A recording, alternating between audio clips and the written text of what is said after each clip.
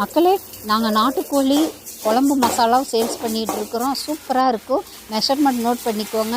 1 kilo மல்லி 2 பேட்சாக வறுத்து எடுத்துக்கோங்க. பாதி பாதியாக ஜீரகம் 100, சோம்பு 100 இதையும் லைட்டாக வறுத்துக்கோங்க. மிளகு 100 கிராம், பட்டை 100 கிராம். பட்டையை உடச்சி போட்டுக்கோங்க. அப்போ தான் மிஷினில் அரைக்க ஈஸியாக இருக்கும். கிராம்பு 50 கிராம் மட்டும் போடுங்க. ரொம்ப போட்டால் குழம்பு எரிச்சு கிடக்கும். அரிசி 200 கிராம் மட்டும் போடுங்க. புழுங்கல் அரிசி அதையும் பொரியற அளவு எடுத்து வறுத்து கொட்டிக்கோங்க.